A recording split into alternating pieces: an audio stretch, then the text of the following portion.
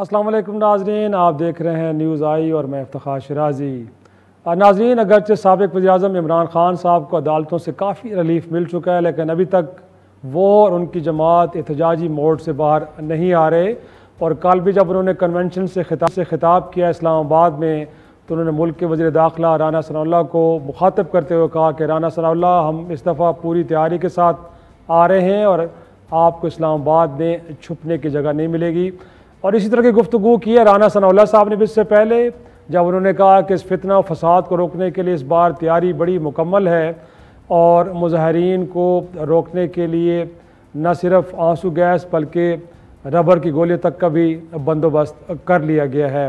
और ये बातें एक ऐसे वक्त में हो रही हैं कि जब मुल्क के साबिक़ वज़ीर दाखिला शेख रशीद साहब एक प्रेस कॉन्फ्रेंस में ये फरमा रहे हैं कि इस मुल्क में ड्रोन इस्तेमाल करके खाना जंगी का माहौल पैदा किया जाएगा।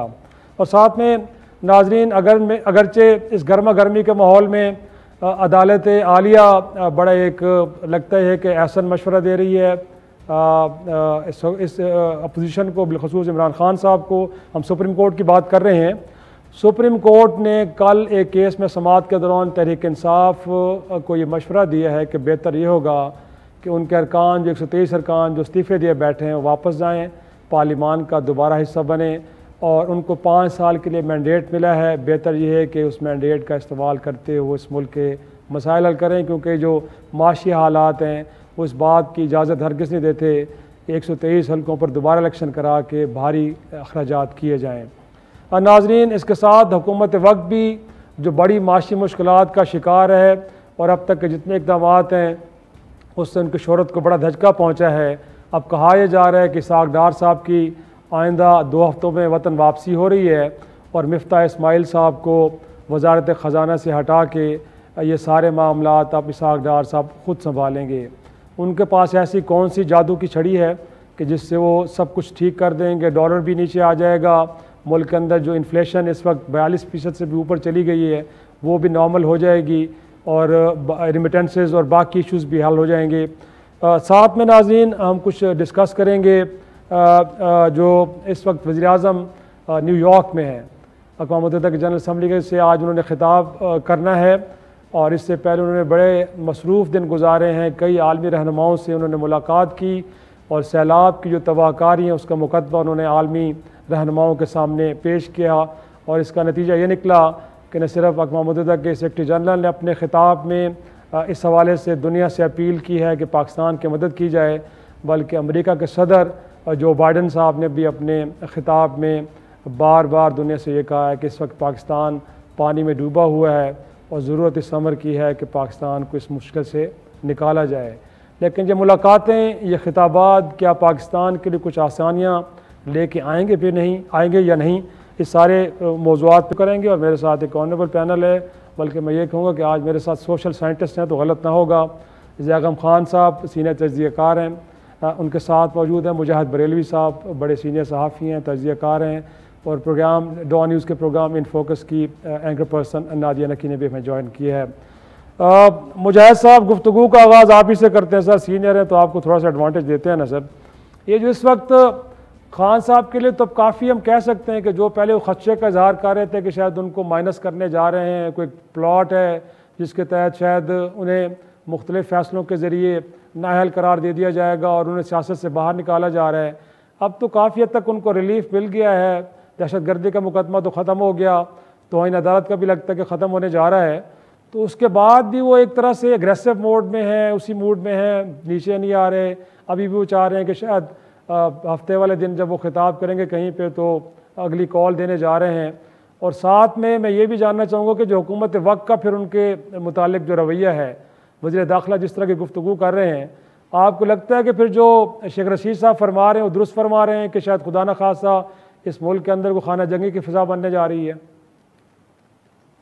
लेकिन शायद एक तो अल्लाह का शुक्र है कि शायद 1-2 इदारे और चंद एंकर हजरात और सहाफ़ी अभी महफूज हो गए हैं, वरना हमारे चैनलों में अब बेशतर या तो पार्टी के तर्जमान और एंकर हजरात ने पूरी एक साइट पकड़नी शुरू कर दी है और इसीलिए गैर जानिबदाराना रवैया हम देखने में नहीं आता, गैर जानिबदाराना व्यूज़ सामने नहीं आते।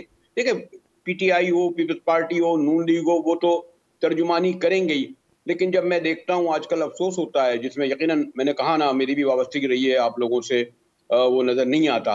ये बात मैंने इसलिए कही कि इमरान खान साहब की जो सियासत है, उनकी बेशतर बातों से मैं इत्तेफाक करता रहा हूँ, और ये बात ठीक है कि पीपल्स पार्टी और नून लीग ने अपने दौरे में सब कुछ नहीं किया।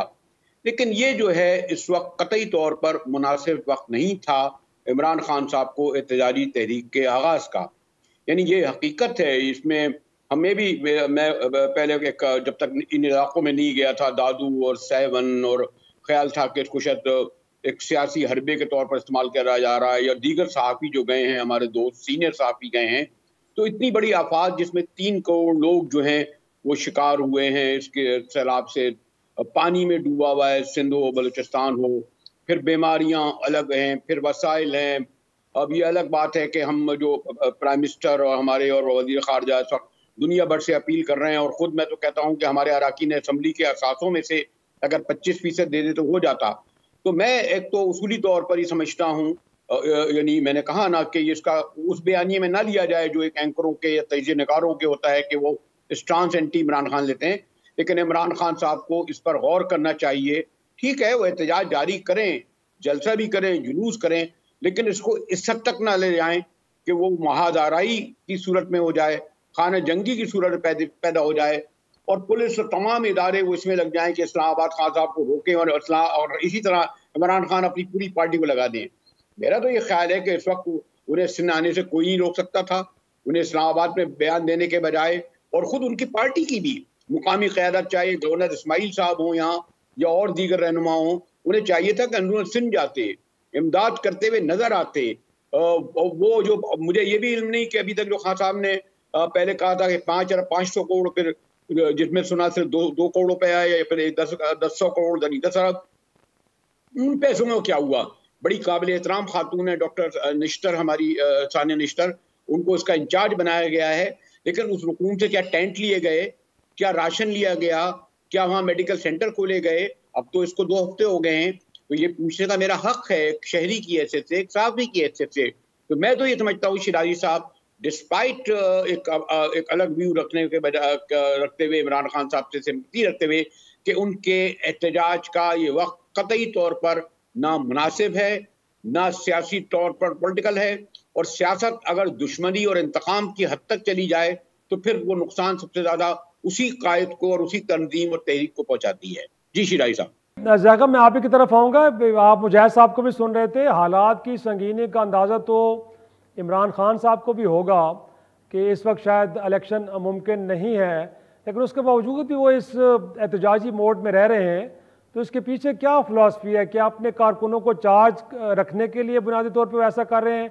उनको भी हकीकत का इल्म है कि इलेक्शन नहीं हो सकते, या उनका ख्याल है कि नहीं, वो जिस प्लान के साथ आगे बढ़ रहे हैं इसके अलावा उनके पास कोई दूसरे ऑप्शन नहीं है उनके पास? जी शिराजी साहब, मैं आपसे इत्तफ़ाक़ करता हूँ और बरेलवी साहब की बात से भी इत्तफ़ाक़ करता हूँ। देखिए, इमरान खान सिर्फ अपोजिशन लीडर नहीं हैं, उनके नीचे पाकिस्तान का 50% से ज़्यादा बाई पॉपुलेशन एरिया है जिस पर वो हुकूमत कर रहे हैं। कोई 70% मेरा ख़्याल है बनेगी पाकिस्तान की आबादी, जहाँ उनकी सूबाई हुकूमतें हैं। और अगर आप डिज़ास्टर मैनेजमेंट एक्ट देखें 2010 का पाकिस्तान में, तो आपको नज़र आएगा कि सबसे अहम ज़िम्मेदारी उसमें सूबों की है और उसके बाद डिस्ट्रिक्ट की है, और ज़िले भी आपको मालूम है सूबे के मातहत होते हैं। सबसे अहम काम PDMAs ने करना है और उसके नीचे DDMAs ने करना है जो डिस्ट्रिक्ट की अथॉरिटीज़ हैं। तो इमरान खान की बड़ी अहम ज़िम्मेदारी है। फिर इमरान खान का इमेज एक फिलंथ्रोपिस्ट का भी है, जो लोगों को मोबिलाइज़ कर सकते हैं, जो पैसे जमा कर सकते हैं, जो वॉलंटियर्स को मोबिलाइज़ कर सकते हैं। लेकिन उस तरफ इमरान खान साहब की तवज्जो नहीं है। उन्होंने सैलाब आने से पहले जो एक पॉलिटिकल मोमेंटम बनाया था और जो नैरेटिव बनाया था, उससे जो उनको पॉलिटिकल गेन्स हुई, वो किसी तौर पर भी ये नहीं चाहते कि उन गेन्स में कोई कमी वाक़ई हो। अगरचे कोई इसका बहुत बड़ा ख़तरा नहीं है कि उनकी पॉलिटिकल गेन्स में कमी वाक़ई हो, क्योंकि जिस तरह के माशी मसाइल हैं वो जिस वजह से भी हों, उसकी सज़ा आम तौर पर वफाकी हुकूमत ही को मिला करती है, और हम देख रहे हैं कि वफाकी हुकूमत उसको नुकसान उसका पहुंच रहा है। लेकिन इमरान खान का रवैया इंतहाई अफसोसनाक है। फिर जो तरीक़ाकार है, यानी वो उनका जो पहले वाला तरीक़ाकार है कि आकर कैपिटल पर यलगार की जाए, यानी किसी ज़माने में, कदीम ज़मानों में जो जंग का तरीका होता था ना, कि आप आकर जो दारुल हुकूमत है आप उस पे यलगार करें, उसका घेराव करें और हुकूमत को गिरा दें। वो 1 लाख बंदा भी लेकर आते हैं, तो इससे ये बात कहाँ जस्टिफाई होती है कि हुकूमत को चला जाना चाहिए? ये कहाँ से इस बात का उनको हक मिल जाता है कि आइनी तौर पर हुकूमत मुद्दत पूरी ना करे? उनको पुरअमन एहतजाज का हक है, वो पूरे मुल्क में एहतजाज कर सकते हैं। अगर कोई बहुत बड़ा मामला हो तो अगर पूरे मुल्क में एहतजाज शुरू हो जाए तो शायद हुकूमत को मजबूर भी किया जा सकता है कि इलेक्शन हो। लेकिन क्या इस वक्त इलेक्शन हो सकते हैं? मुल्क के जो हालात हैं, जो इस वक्त डिज़ास्टर है, जिस तरह का सैलाब है, फिर आप टेक्निकल मसले देखिए कि आपने अभी एक सेंसस भी करना है और उस सेंसस की बुनियाद पर आपने दोबारा से हल्का बंदियाँ भी करनी है। आप टेक्निकली तौर पर भी ये पॉसिबल नहीं है इस वक्त इलेक्शन हो, इस वक्त माशी तौर पर भी ये पॉसिबल नहीं है, इस वक्त जो मुल्क में मुसीबत आई हुई है उस लिहाज से भी पॉसिबल नहीं है। लेकिन इमरान खान साहब सिर्फ अपने नैरेटिव पर डटे हुए हैं, अपना मोमेंटम गेन कर रहे हैं, उनको फ़ायदा यकीनन हो रहा है। क्योंकि एक बात आप शिराजी साहब देखिए कि जब भी लोग दुख में होते हैं तो वो खाली दुख में नहीं होते, वो गुस्से में भी होते हैं। वो ढूंढते हैं कि हमारे साथ ये किसने किया। आफत कुदरती है, लेकिन ये बात नेचुरली है कि लोग देखेंगे कि किसने किया है, किसी ना किसी को ब्लेम वो ज़रूर देंगे, और ब्लेम देना बनता भी है। ब्लेम तो उनका तमाम अशराफिया पर देना बनता है, सूबाई हुकूमतों पर भी बनता है और वफाकी हुकूमत पर भी बनता है, तमाम इदारों पर भी बनता है। लेकिन इमरान खान साहब के पास क्योंकि मोमेंटम है, वो इस तमाम इल्ज़ाम को, इस तमाम गुस्से को इस हुकूमत और अपने मुखालिफ पार्टियों की तरफ पलटा रहे हैं। वो पलटाएंगे, सियासी फ़ायदा हासिल करेंगे, लेकिन अफसोस ये कि जो मुल्क का फ़ायदा उस पर उनकी तवज्जो नहीं है। तो नादिया, इनफैक्ट अगर मैं ज़ागम और मुजाहिद साहब की गुफ्तगू को लेकर आगे बढ़ूँ तो फिर तो तकाजा ये है कि इस वक्त जो लोग मुसीबत में हैं उनकी मदद पहली प्रायोरिटी बनती है। लेकिन ख़ास साहब तो एहतजाज के साथ आगे बढ़ रहे हैं। तो क्या कहें, 2014 के धरने में भी कहा जाता है, उस वक्त तो जावेद हाशमी साहब ने कहा था कि फ़ैसला ये हुआ था कि पार्लियामेंट से आगे प्राइम मिनिस्टर हाउस की तरफ चढ़ाई नहीं की जाएगी, लेकिन खान साहब ने कहा कि उनकी मजबूरी है, उनको आगे जाना पड़ेगा। तो आपको भी लगता है कि इस वक्त जो उनका जो नैरेटिव एहतजाजी बना हुआ है ये उनका खालिस्तान अपना नहीं है, बल्कि इसके स्टेक होल्डर्स कुछ और भी हैं? तो खान साहब की मजबूरियाँ हैं कि वो उन स्टेक होल्डर्स को इनकार नहीं कर सकते, गोया किसी प्लान के साथ आगे बढ़ना पड़ेगा, वरना जो सिचुएशन का तकाजा है वो अदरवाइज है। क्या लगता है आपको? आपने बिल्कुल बजा फरमाया कि इस वक्त जो हालात हैं, और मेरे बाकी कॉलीग्स ने भी जो कहा कि सैलाब की जो सूरत हाल है, जो आफ्टर मैथ है, उसमें किसी भी पार्टी का एहतजाज इस वक्त नहीं बनता। बदकिस्मती ये है कि 2014 के धरने का आपने जिक्र किया, वो भी खत्म कब हुआ? जब APS का अटैक हुआ और इमरान खान साहब को ये बताया गया कि अब इसको खत्म करना चाहिए, वरना शायद वो खत्म ना करते। इमरान खान साहब की सियासत में एक चीज बड़ी कॉमन है कि वो किसी ना किसी के कहने पर चलते हैं। वो एक फोर्स है जो उन्हें बताती है कि अब तुमने ये करना है, अब तुमने ये करना है। इस मर्तबा वो फोर्स जरा दूसरी है, और शायद जब तक वो उनको नहीं रोकेगी ये रुकने वाले नहीं। इलेक्शंस का मुतालबा आप समझते हैं शिराजी साहब? मैं नहीं समझती कि वो वाकई चाहते हैं कि इलेक्शंस हों। मसला इलेक्शन का नहीं है, मसला तैनाती का है, मसला उनके लिए नवंबर है। और इसीलिए जब से वोट ऑफ नो कॉन्फिडेंस आया, एक दूसरी ये मखलूत हुकूमत बनी या कोएलिशन हुकूमत आप कह लीजिए बनी है, उसके बाद से वो ये जो उस वक्त इलेक्शन का मुतालबा करते थे, अर्ली इलेक्शन का, वो ये था कि ये नवंबर नहीं आना चाहिए। अब क्योंकि नवंबर आ रहा है और वो ये समझते हैं कि नवंबर की तैनाती में उनका अमल दखल होना चाहिए, अगर उनका नहीं हो तो कम से कम इस जमात का या शहबाज शरीफ साहब का नहीं होना चाहिए। इसीलिए वो बार बार कह रहे हैं कि इलेक्शंस अनाउंस करें। और मैं आपको ये भी बता दूं कि अगर उनकी जो मुफाहमत की सियासत इस वक्त चल रही है, जो प्रेसिडेंट आरिफ अलवी लेकर चल रहे हैं, अगर वहां कोई बात बन जाएगी और उनकी जो उन्होंने जो एक ख्वाहिश का इजहार किया है नवंबर बारे कि इसको थोड़ा सा हम सैलाब की सूरत हाल में, एक एमरजेंसी की सूरत हाल में थोड़ा मुअख्खर कर सकते हैं, तो फिर आप देखिएगा कि इलेक्शन के हवाले से जो मुतालबा है वो भी इनका ठंडा पड़ जाएगा। Interesting interesting. एक छोटी सी ब्रेक नाज़रीन, और ब्रेक के बाद वो आगे बढ़ाते हैं।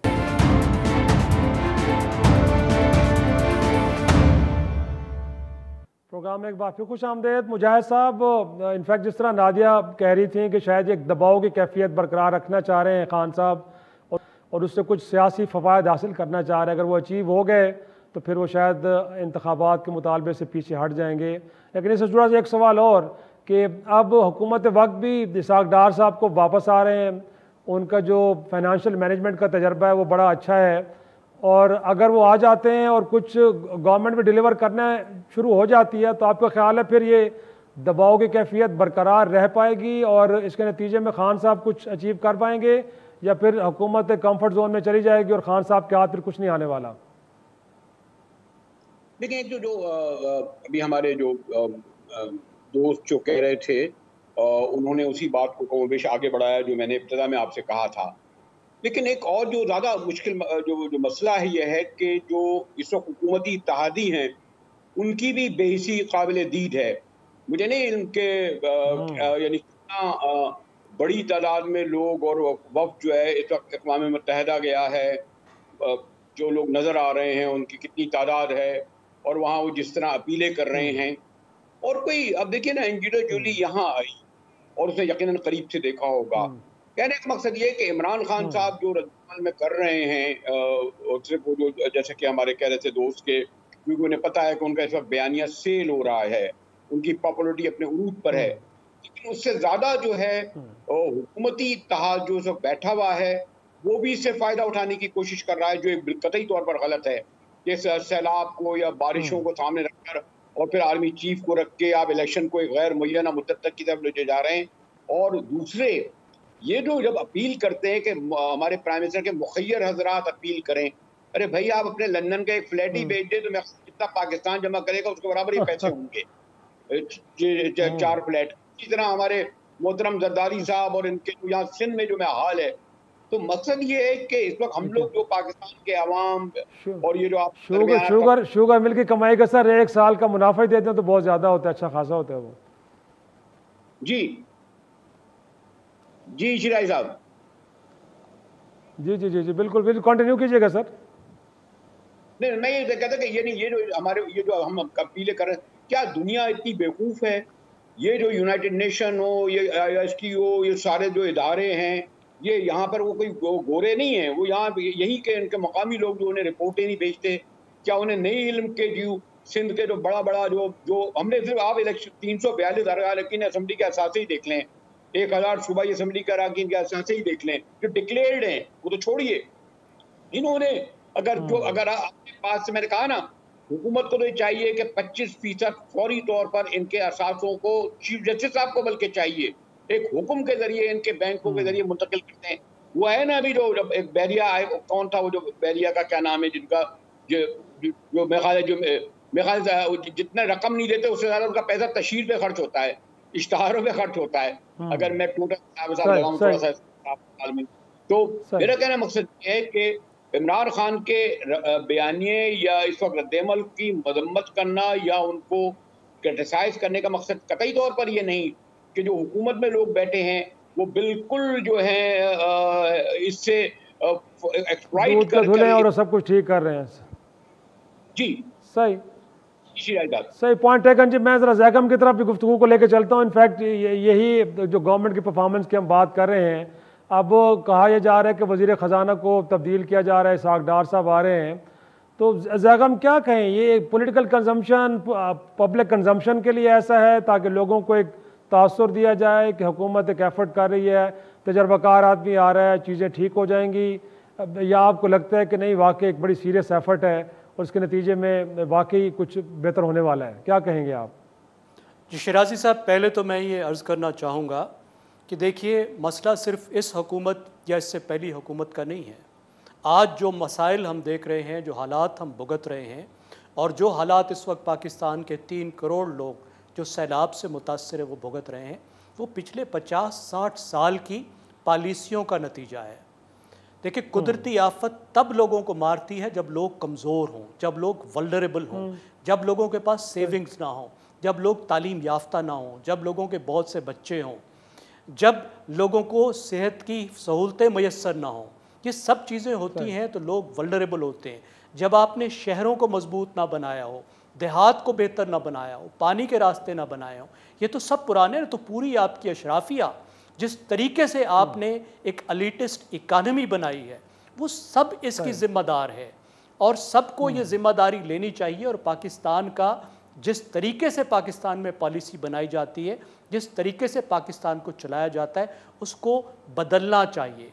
मैं एहतराम के साथ मुजाहिद साहब की इस बात से इत्तफाक नहीं करूँगा कि देखिए, इंडिविजुअल्स का जो सरमाया होता है ना, और इंडिविजुअल्स जितनी फिलंथ्रॉपी करते हैं या कर सकते हैं, कौमी अखराजात से उसका कोई मवाजना ही नहीं होता। एक 22 करोड़ के मुल्क के जो अखराजात होते हैं, और ख़ास तौर पर इस तरह के जो फ्लड इफेक्टेड मामलात हैं जिसमें आपको billions upon billions of dollars चाहिए, 10 बिलियन डॉलर से ज़्यादा चाहिए, तो ये किसी की सकत नहीं होती, ये फिलंथ्रॉपी का काम नहीं है, या ये काम लोगों से लेकर नहीं चलता, इसको कौमी वसाइल ही काम आते हैं।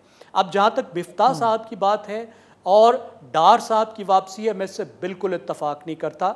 मेरे ख्याल में मिफ्ताह साहब ने जो स्टेप्स लिए हैं, अगर वो स्टेप्स ना लिए होते तो हालात आज से बहुत ज़्यादा ख़राब होते, इसमें कोई शक नहीं होना चाहिए। और डार साहब वहाँ बैठकर जो तजवीज़ दे रहे थे कि पेट्रोल की कीमत नहीं बढ़ानी चाहिए, अगर पेट्रोल की कीमत ना बढ़ी होती तो आज आप तसव्वुर नहीं कर सकते कि आपका करंट अकाउंट डेफिसिट कहाँ पे होता, आपकी जो डॉलर की हालत कहाँ पे होती, आपको कर्जा नहीं मिला होता, इस वक्त आप श्रीलंका बन चुके होते। मिफ्ताह ने ना सिर्फ वो स्टेप्स लिए हैं जो ज़रूरी थे, बल्कि इंतहाई जुर्रतमंदी से लिए हैं, मुल्की मफाद में सियासत को कुर्बान करके लिए हैं। उनको वक्त मिलना चाहिए। डार साहब ज़रूर आएँ, डार साहब ज़रूर हेल्प करें, लेकिन इस वक्त अलॉन्ग द वे चेंज करना ये कोई समझदारी दानिश्वरी नहीं होगी, लेकिन ये सियासी तौर पर एक अच्छा स्टेप होगा कि अभी तक जो लोगों ने तकलीफ़ उठाई है उसका सारा ज़िम्मा मिफ्ताह साहब को उसको दे दिया जाए, उनको आप काली भेड़ बना दें और उनको आप बाहर निकाल दें और फिर कहें जी अब स्लेट जो है साफ़ हो गई, अब शानदार एक गुड बॉय आ गया है, अब मईशत बेहतर होगी। इस तरीके से मईशत बेहतर नहीं होगी।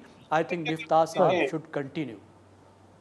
सही सही। और नादिया आप तरफ आऊँगा, इनफैक्ट जी जी जी जी मुजाहिद साहब, एक मिनट में सिर्फ कह दूं, जब ये मैं कह रहा था आपसे कि जो हमारी अशराफिया है, अराकीन असम्बली हैं, तो मैं बस एहतराम करूं, पाकिस्तान में जो 1% ज़मीन है वो 2200 जिम्मेदारों के पास है और इनकी सालाना आमदनी 2200 अरब है और ये टैक्स सिर्फ 2 अरब का देते हैं।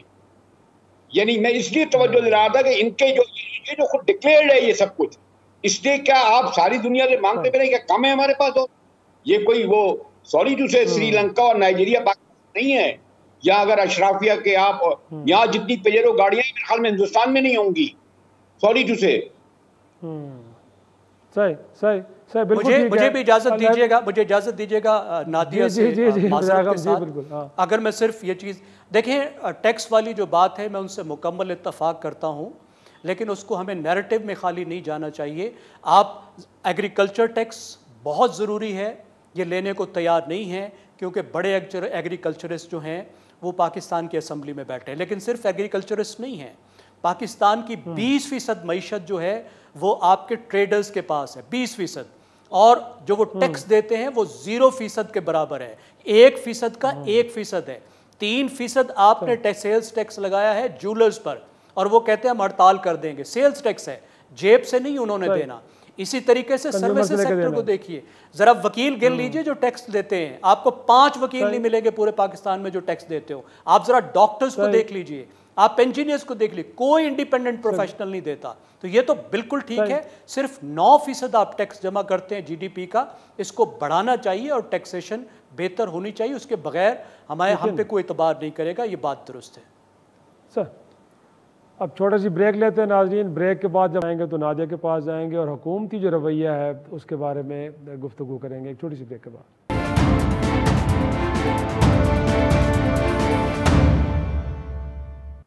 प्रोग्राम में एक बार फिर खुश आमदेद। नादिया, हमने खान साहब और उनकी जमात पे तो काफ़ी तनकीद कर ली, लेकिन आपको हुकूमत वक्त का जो रवैया है इश्यूज़ को एड्रेस करने का और बिलखसूस अपोजिशन को इंगेज करने का, वो कितना आपको ज़िम्मेदाराना लग रहा है? बिलखसूस जिस तरह राना सनाउल्लाह साहब बयानात देते हैं, इससे तो लगता है कि आप हारे लोगों को मुश्तिल करते हैं, और जब मुश्तिल करते हैं तो इश्तियाल में जब आएँ तो फिर गिला आप किससे करेंगे? और साथ में इस वक्त जो मईशत को बेहतर करने के हवाले से एफर्ट की जा रही है, आपको लगता है कि फ्रूटफुल साबित होगी? शराजी साहब देखिए, जो मईशत के हवाले से इसहाक डार के रिटर्न पर बाकी मेहमानों ने कहा, इसहाक डार साहब बिल्कुल आए जैसे जैफम कह रहे हैं, आने के बाद जो है वो टीम संभाले, मतलब इन द सेंस कि be a part of the team. लेकिन ये कह देना कि मिफ्ता इस्माइल साहब ने सख्त फैसले लिए और शायद उन्होंने इंडिविजुअल तौर पर लिए, किसी जो मईशत का इस वक्त हाल है, किसी भी सही सिमत में जाने के लिए आपको इससे भी ज्यादा सख्त फैसले लेने होते हैं, जो मिफ्ता इस्माइल साहब शायद न ले पाए।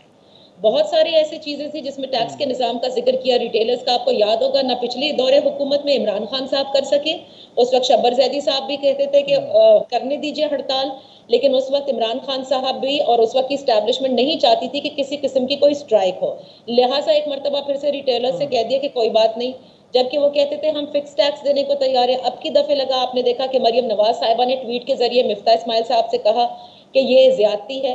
सो ये देखिए, ये है एक्चुअली मईशत का जो कबाड़ा निकलता है ना, वो इसी तरह से निकलता है कि जब आपने रिफॉर्म्स करने हो, आपने टैक्स के निजाम को दुरुस्त करना हो, तो आप ही की जमात में से कोई उठ करके और आपको डायरेक्शन देता है, और वो सिर्फ एक ही चीज के लिए देता है कि वो ये जितनी भी सियासी जमातें वो ये देखती है कि आने वाले दिनों में जब इलेक्शंस होंगे तो हम इनको किस तरह से अपनी तरफ वापस राग़िब करेंगे। इनको तो याद आ जाएगा कि इन्होंने 3000 हमसे टैक्स ले लिया था। जब तक कि तमाम जमातें ये नहीं सोचेंगी कि मईशत जो है उसको आपने फौकियत देनी है अपने पॉलिटिकल साइड के ऊपर या वोट बैंक के ऊपर, जब तक पाकिस्तान की मईशत कभी कभी सही नहीं हो सकती। सिर्फ एग्रीकल्चर नहीं है, बिल्कुल ठीक कहा जैगम ने, रियल एस्टेट देख लीजिए ना, आपकी पूरी ब्लैक पैरेलल इकोनॉमी चल रही होती है, लेकिन कोई कुछ कह नहीं सकता। ये बात जो थी कि सैलाब के हवाले से इन सबको अपने अपने फ्लैट्स बेचें या एक स्ट्रोक ऑफ अ पेन से या चीफ जस्टिस जो ऑर्डर करें, बिल्कुल मेरे ख्याल से ऑप्टिक्स के लिए शायद अवाम ये चाहती होगी कि ये भी तो दे, लेकिन डिजास्टर की भी एक साइंस है, डिजास्टर मैनेजमेंट की, और टैक्स के निजाम से, रेवेन्यू कलेक्शन से हुकूमतों को, हुकूमत वक्त को ये मैनेज करना होता है। अब आ जाते हैं इसहाक डार साहब की वापसी। इफ्तिखार साहब, क्या आप समझते हैं कि वो महज मईशत के लिए या मईशत को कांधा देने के लिए आ रहे हैं? मैं नहीं समझती। मैं समझती हूँ कि जिस तरह से इस हुकूमत यानी पीडीएम खुसूसन, आपने देखा कि नवाज शरीफ साहब को तो किसी किस्म का कोई रिलीफ नहीं मिला, ना उनकी दुख्तर को मिला, ना ही इसहाक डार साहब को मिला, और ये मतलब अब ये बातें बहुत ज्यादा होने लगी कि भाई आपने क्या हासिल किया, क्योंकि कई जगह तो ऑन रिकॉर्ड ये कहते हैं ना कि हमने तो तकलीफें बर्दाश्त की, सख्त फैसले आपके कहने पर लिए, हमें क्या मिल रहा है। फिर वो एक इमरान खान साहब को जब रिलीफ मिलता है तो वो समझते हैं कि उनके साथ वो लाडलापन है। तो मेरे ख्याल से it's a balancing act and nothing more to it, और इसी उसमें जाहिर है he is going to get a chance to run the economy. लेकिन वही बात है कि मईशत के लिए हर हुकूमत ये करती है कि इकोनॉमिक एक आप सही डायरेक्शन में जाते हैं, उसको आप बस्ट कर देते हैं, और ये नहीं होना चाहिए। हफीज शेख साहब भी जब स्ट्रिक्ट एक्शन ले रहे थे तो बड़ी जल्दी उस वक्त जो है ये हो रहा था कि नहीं नहीं ये सही नहीं है, किसी और को लेकर आ जाते।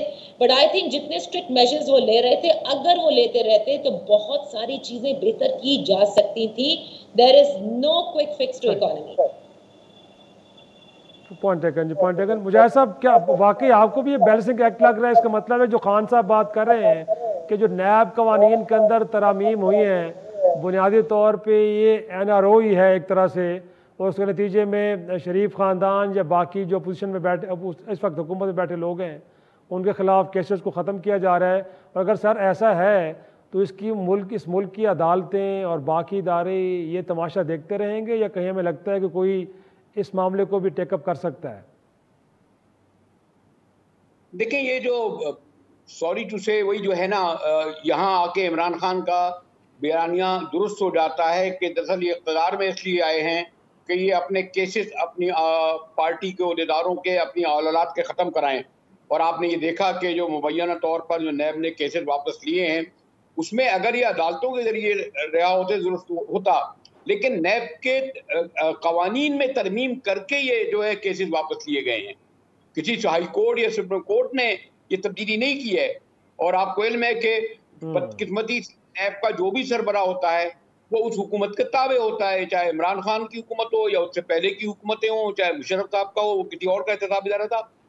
तो ये जो हमारे यहाँ एहतसाब एक मजाक बन गया है, और आमतौर पर सही लोग कहते हैं कि एहतसाब सिर्फ गरीबों का, मिडिल क्लास के लोगों का, आम लोगों का होता है, वही थाना कचहरियां जेल सब भुगतते हैं। और ये देखिए सब बड़े बड़े इन पे इल्जाम लगते हैं, हुकूमतें आती हैं।